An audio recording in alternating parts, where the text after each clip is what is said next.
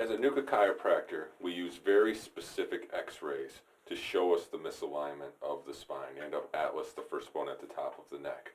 The three specific x-rays we use are one from the side of the neck. This is the head, the first bone at the top of the neck, and all the rest of the bones of the neck.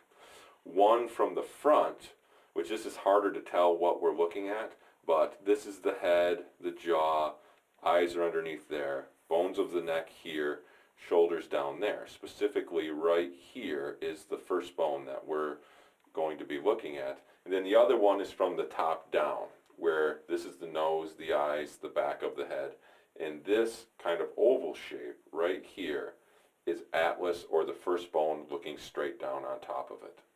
These are x-rays of a specific patient I had that has a N.U.C.C.A formation at the top of the neck. What that means is there's a little part of the brain or brain stem that is coming down into the canal where the first bone sits, putting pressure, causing neurological deficits. So with this patient, what I want to look at with the x-rays is how we look at the misalignment and what we do to correct it. This is the x-ray that we took from the front that shows how the misalignment goes. There is a line that is straight up and down from the center of the shoulders, and that's where we want things to be.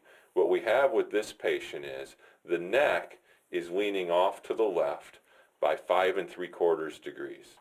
The head is leaning back towards the right by 1 degree.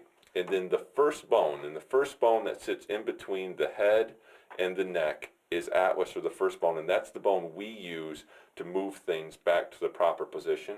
That bone has moved to the left and ridden up the side of the head by 1 degree. It only takes 3/4 of a degree to cause problems or neurological deficits, but when we add up the 1 degree and the 1 degree of head tilt and the 5 3/4 degrees of the neck leaning to the side, that causes the misalignment or the pressure on the brainstem that can cause problems. We do the adjustment, and in this patient, I would have done the adjustment from the left to push things back to the center. And this is an x-ray we took after the adjustment to show that we got things back to where we wanted. And in this x-ray, the head is straight, first bone is level, neck is straight, and head is right on top of the shoulders, the way that it's supposed to be.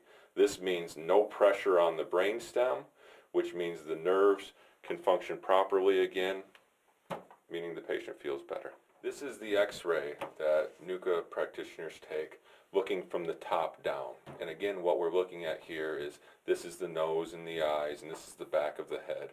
And this oval shape is the first bone looking straight down on top of it. What we're looking for on this x-ray is rotation. In this patient, and this is the patient that has the N.U.C.C.A formation, we have atlas, or the first bone, is rotated backwards on the left by 5 1/2 degrees. After one adjustment on this patient, we retook the x-ray and we found that it had reduced to 3 1/2 degrees. We want to continue to get that to get smaller and smaller, but what this shows is after one adjustment, we're able to reduce the pressure on the brainstem, meaning less neurological irritation, meaning the patient will feel better. This is the x-ray that we as NUCCA practitioners take from the side of the spine. So what this is showing is these are the bones of the neck, this is the head, this is the first bone at the top of the neck that we use to try to move everything back to the center.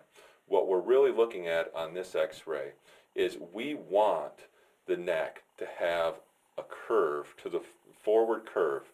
And the reason that's supposed to be there is that curve serves as a shock absorber. If there's a curve, then any force that goes into the head, that curve can absorb it.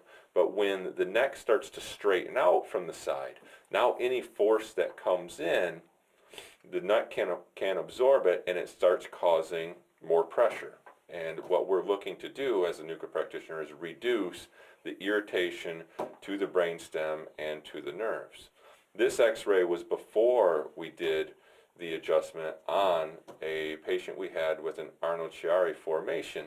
And after the adjustment, this is an x-ray we took after the first adjustment, and while it's subtle, what this shows is the neck is starting to curve a little bit more. If we look at the backs of these bones right here, we can see that this here, the neck is very straight. If we look at the backs of these bones, you can see that they're starting to get a little bit of a curve in there, which is going to build more give into the system, which is going to make his body able to absorb the forces or function better in his environment.